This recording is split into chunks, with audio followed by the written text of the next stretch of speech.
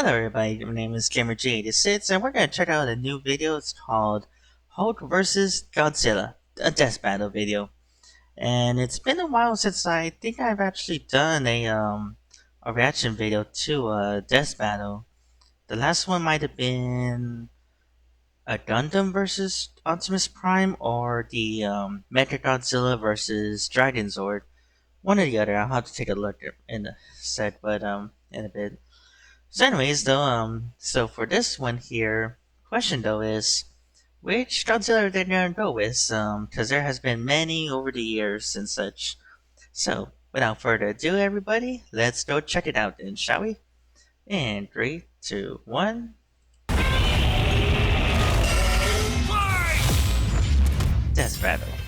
The Hulk versus Godzilla. I'm gonna go with Godzilla. Goliath against the king of the monsters. He's Wiz and I'm Boomstick. And it's our job to analyze their weapons, armor, and skills to find out who would win a death battle.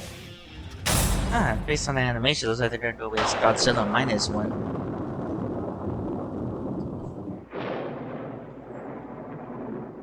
What is the Hulk? Is he man? Is he monster? Or is he both? He's a mean green smashing machine, the angry son of the Gamma Bomb. A weapon designed by the greatest gamma scientist of all, Dr. Robert Bruce Banner. But just before it went off, Bruce had to be a hero and save some dumb schmuck who was hanging around the test site. Damn it, Rick. That day, Bruce Banner died. And became the Incredible Hulk.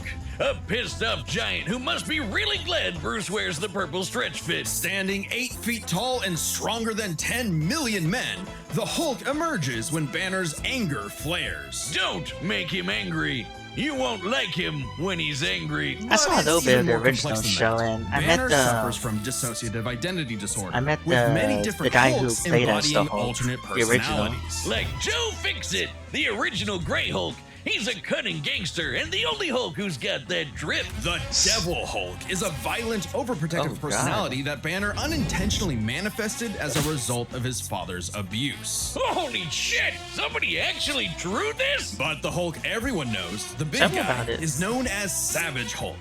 It seems he also developed from parental abuse, hence his childlike personality. Though I'd argue he's more clever than you'd expect. The angrier he is, the stronger he gets, with no limit. Except for one, Bruce Banner. See, Banner's relationship with the Hulk is complicated. Oh, they hate each other. Mostly. Occasionally, they can come to an understanding. The alter best representing this would be the Professor Hulk, a balanced blend of Banner's brain and the Hulk's that brawn. The hairstyle. buffest nerd you'll ever meet. But what about when Bruce takes a step back? If he isn't trying to restrain the Hulk, what do you get? The Green Scar. The World Breaker! Without Bruce's temperament, the Hulk's power and fury surges, mixing Savage's rising strength with the personality and cunning of a warlord. The Green Scar is no mere superhero. He's a king and a conqueror. Hulk is strong enough to lift 150 billion tons of rock, jump from New Mexico to Florida in a single bound, and shake all the dimensions connected by the crossroads at once. He was pinned down by the spear of Proxima Midnight, which holds the weight of a star, and was fine. And when we say World Breaker, we mean it. While sparring with Red She-Hulk, the two of them shattered a whole planet. At one point, he was bound in chains forged from the essence of the first firmament, the manifestation of the first universe, which could bind eternity itself. Not even Galactus was capable of saving eternity alone, and the Hulk just broke it by himself. Damn. Maybe Thor should rethink calling himself the strongest Avenger, especially since the Avengers first assembled because none of them could take down Hulk on their own. Speaking of Thor, the Hulk consistently battles on par with him, even when he held the Odin Force, with which he could command his hammer through infinite distances and match the power of Null, who killed countless Celestials. Even without it, Mjolnir can cross the universe in seconds. Hulk tore a universe apart with just a clap. Good luck with that, Hammer Man. But the green guy's got way more going on than just brute strength. As the Hulk Hulk's power stems from gamma, he can utilize and absorb it and other radiation in various ways. Yeah, like regenerating from fatal wounds. Even By the getting way, when ripped the Hulk apart by was Wolverine sent barely to slows him down. And the angrier he gets, the more planet regenerating cells Star his body to be the produces. It gladiator gets Hulk and weirder. such, Did you know that if he absorbs enough gamma, he can shoot the lasers group from that his sent eyes him over there and was read called the people's Illuminati. minds? Oh, also, he can see ghosts and give him a good old-fashioned Hulk smash. Hulk can break through the boundaries of comic book borders themselves into the empty white between panels, a gutter space beyond time and concept. What, Damn. like how She-Hulk can for some reason break the fourth wall and talk to the reader? Oh, wait, that makes sense now. It's all gamma. Exactly.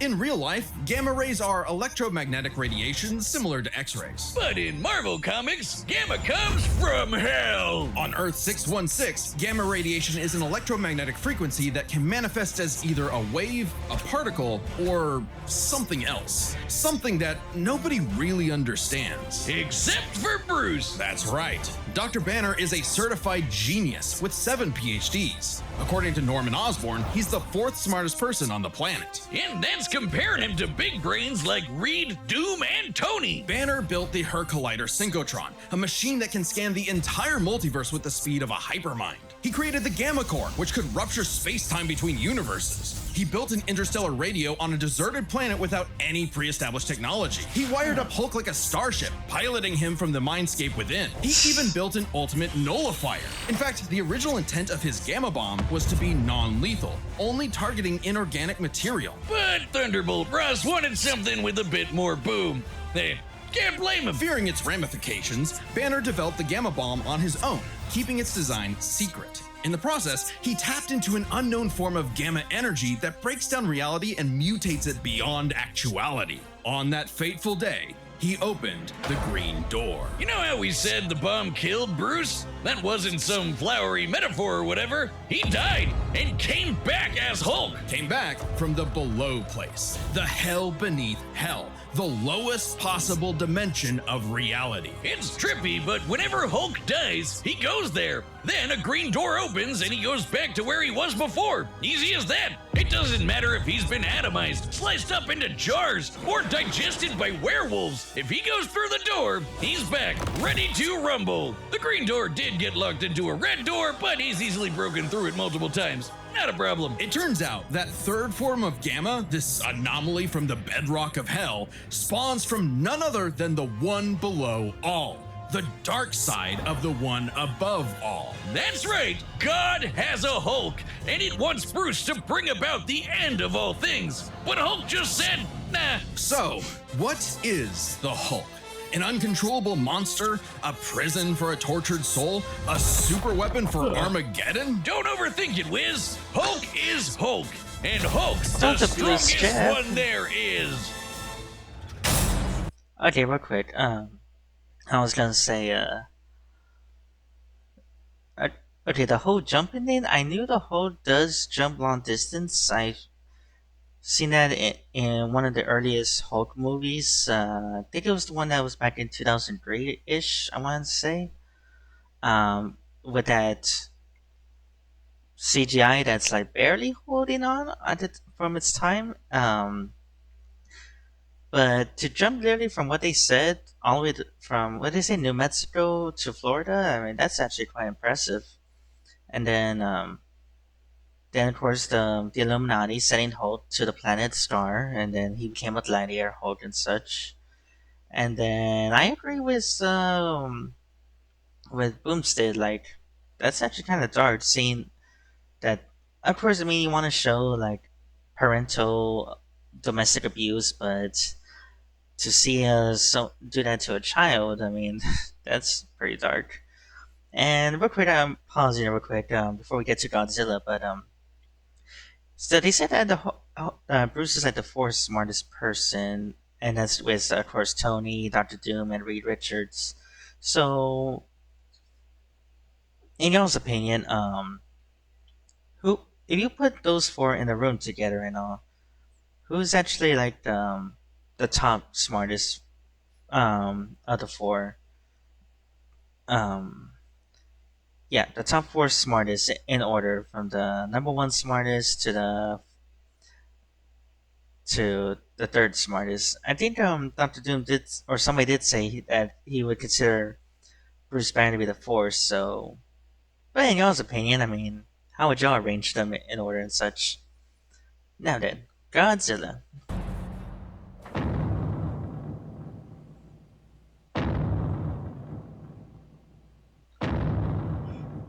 The year was 1946. The press gathered at Bikini Atoll to witness the power of the nuclear bomb. But many leagues Real quick, that is how SpongeBob's created.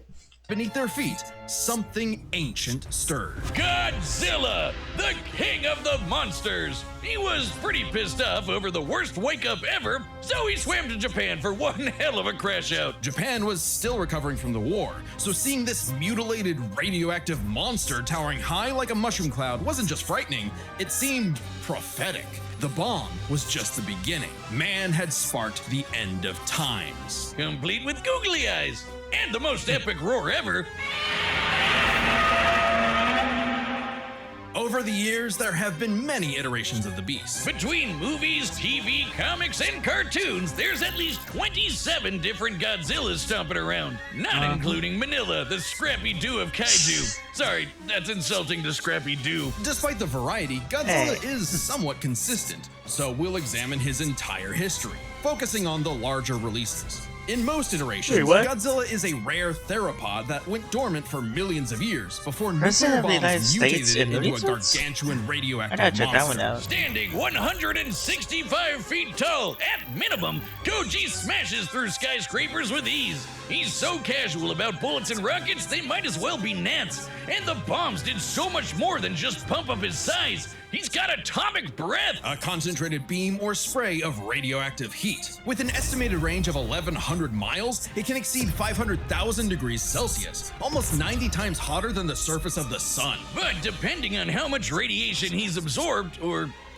life energy from a giant pterodactyl, he can do way more with it. His red spiral ray is a supercharged version that doubles in heat and power, and spins. Or he can blast it out of his back and fly. Well, he could Bruh. always do that, I guess. Look at him go. With enough energy built up, Godzilla can blast a nuclear pulse out of his whole body, creating a massive wave of atomic destruction. His breathing laser can even break through dimensions, like when he found himself face to face with a giant mech piloted by Hatsune Miku. Yep. There's also a number of era-exclusive powers. Shin Godzilla can fire rays from his tail. And Hanna-Barbera Godzilla can fire rays from his eyes. Pew, pew. Effectively a living nuclear reactor, Shin possesses a natural phased array radar that can detect and attack threats automatically. And Godzilla Earth, who grew over 1,000 feet tall across 2,000 years, could make a barrier only penetrable by kaiju that can bypass physics. And don't forget,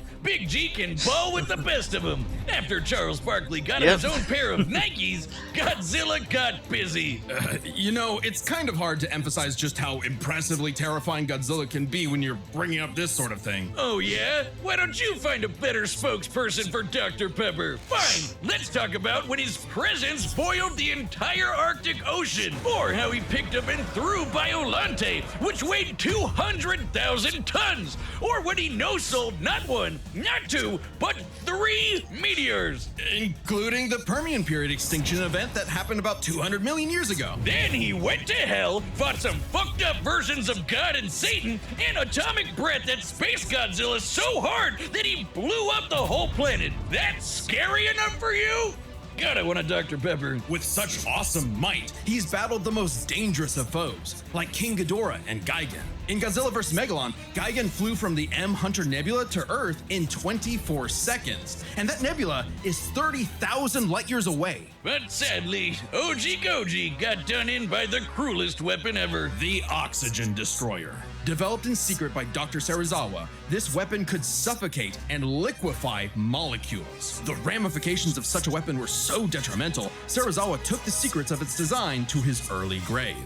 He got lucky. It doesn't matter what you throw at Godzilla. He never really dies. You can blow off his head, explode him from the inside, or crush him in a black hole. Then he'll come back. Or evolve into an even more powerful form. Godzilla's always possessed heightened adaptation, but many iterations clearly showcase instantaneous evolution. And super forms! He's gone full shonen and powered up a few times. So much so, he almost kicked off a nuclear winter just by existing. Even the Oxygen Destroyer could not permanently end the first Godzilla. His ghost possessed a robot, his bones summoned another Godzilla, and he rose as an undead revenant hell-bent on destroying Japan. Okay, why Japan? Couldn't he pick on some other country? He's stomped around the Americas a few times, but it just isn't the same. Godzilla is intrinsically linked with Japan, a symbol of both their devastation and resilience. A reminder of the threat of nuclear war and what awaits those who peer too deeply into the unknown.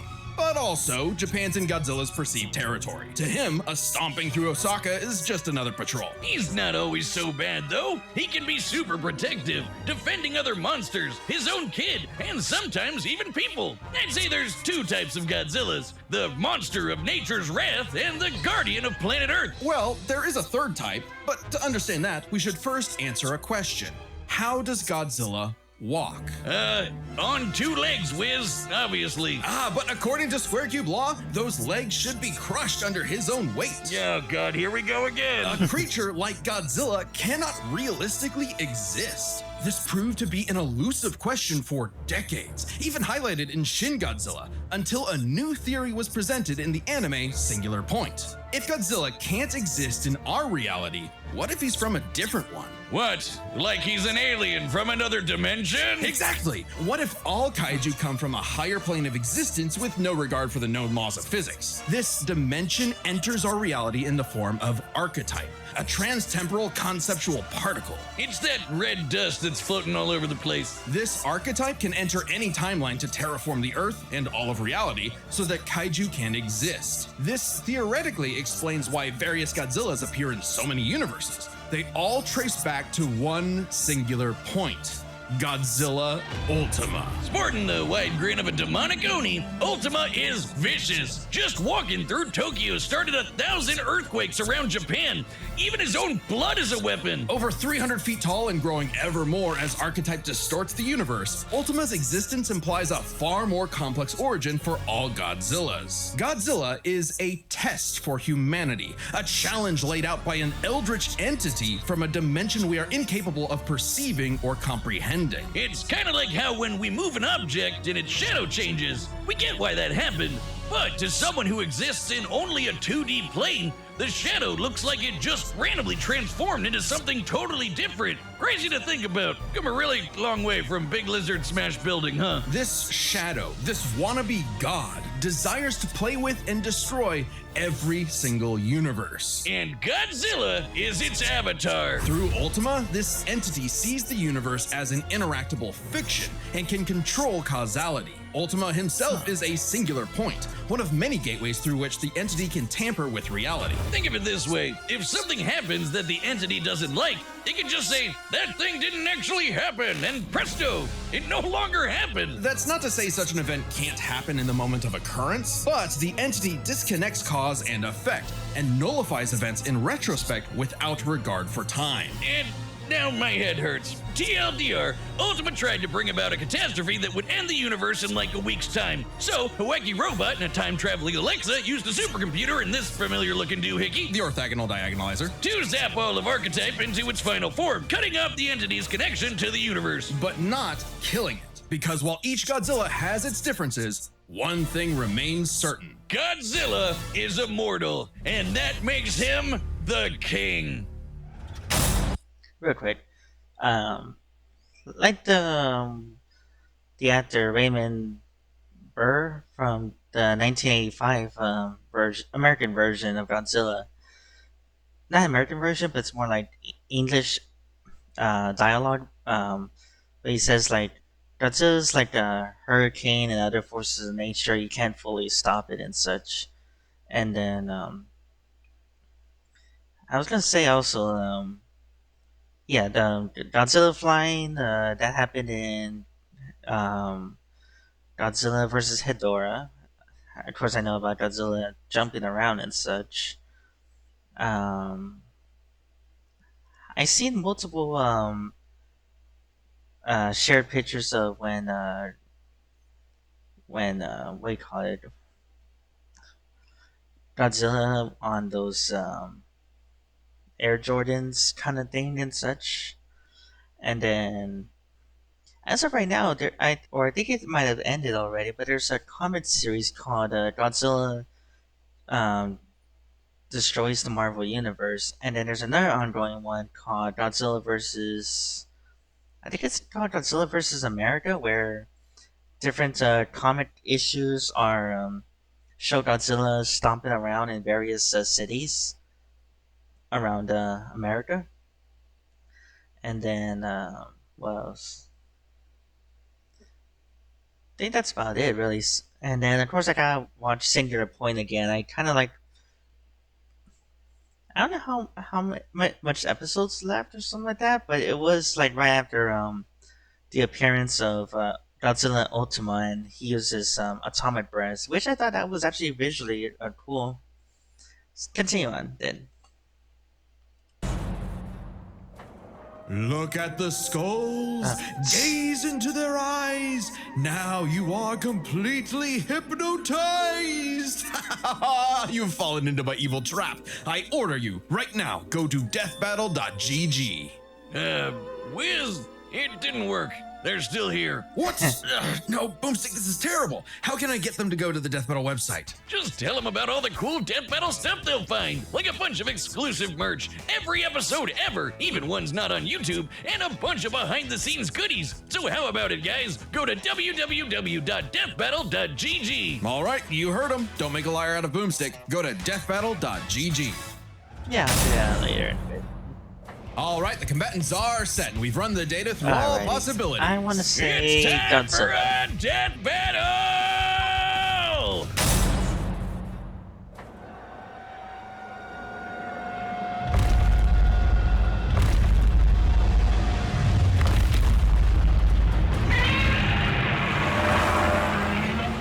Godzilla has reached the city. So far, the evacuation is... Wait, look!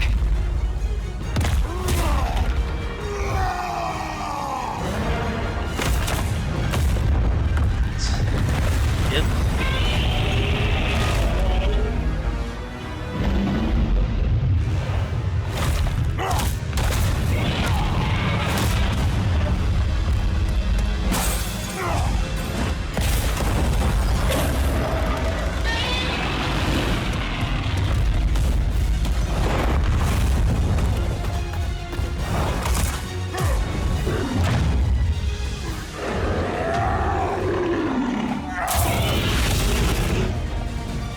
Brutal.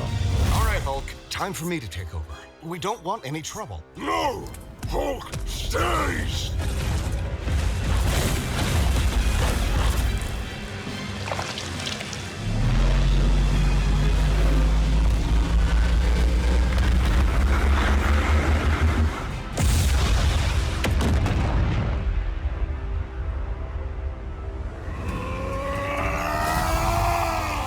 You think you're strong? I scarred the world! Take out! Something I forgot to mention. The Hulk did turn New York City to his own gladiator arena.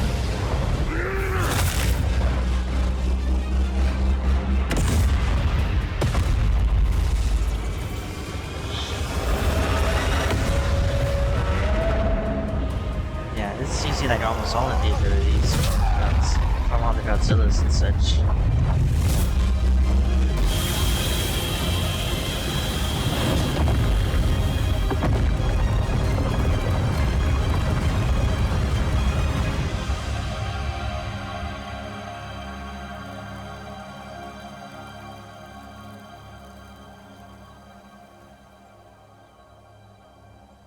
Damn, snapped his shoulders off and everything. Lizard.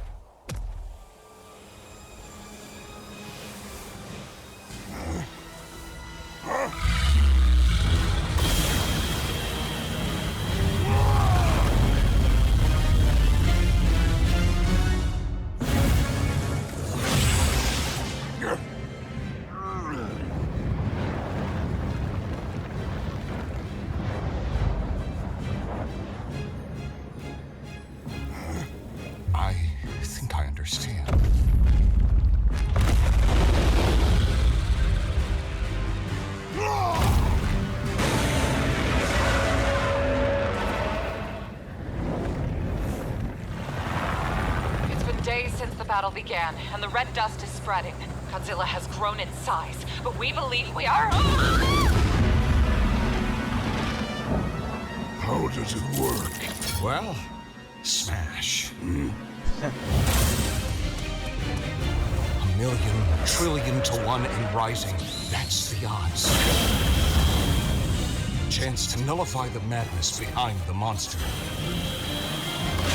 2 + 2 is 5. A right angle is 80 degrees. This element is beyond what we can perceive. Like gamma. 1,000 times. A million. A trillion. This is I pretty just cool need animation. one. I think I know how it's gonna end though, so...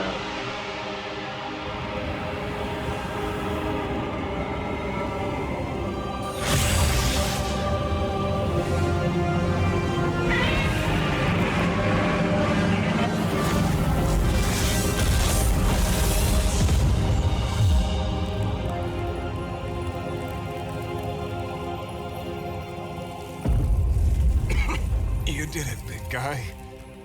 We did it. KO! Okay, Yeah. run this by me. What happened? It's complicated, so let's break this down into 3 categories. First up, power. Most versions of Godzilla can shrug off black holes and extinction level events, tag beyond light speed foes like Gigan, blow up planets. However, the Hulk is beyond that. The big guy clapped a universe to bits and shook the infinite dimensions linked to the crossroads. In a straight fight with a classic Godzilla, 616 Hulk smashes the power advantage. But factoring in Ultima changes things. The entity sees all of space-time and can manipulate its results at a whim. No matter how strong the Hulk got, Ultima could potentially negate it. But Hulk broke chains made of the first firmament, which could overwhelm eternity. An abstract concept of a being not entirely unlike Ultima's entity. Even a small piece of the first firmament could break the multiverse. Plus, Hulk kept up with Odin Force Thor, who is also on a celestial level of power. So the gap in power becomes nebulous. Still, unless Hulk could remove Ultima from the equation, neither held a clear advantage in power and stats. Especially when you look at their immortality. This was practically a never-ending death loop. Even with their healing factors, both could technically kill each other, but then just come right back. The green door instantly appears when Hulk goes to the below place, and the higher dimensional entity could always summon a replacement Godzilla avatar. So both Hulk and Godzilla could not stay dead. Unless they could somehow prevent what was happening in those other dimensions. So let's examine the layers of their multiverses. Marvel's Cosmos has infinite higher dimensions, which themselves are transcended by the astral plane, the superflow, and so on until you reach the House of Ideas, the domain of the one above all. Since the one Something below like all that. mirrors the one above all, the below place mirrors the House of Ideas. Get it? In comparison, the cosmos of Godzilla's multiverse is just as vast and infinite, but does not have the same sort of transcending layers above and below. This means the below place, the Hulk's respawn point and source of power, is out of the entity's reach. So the real question is, if they both can't die and Ultima's entity can't affect the below place,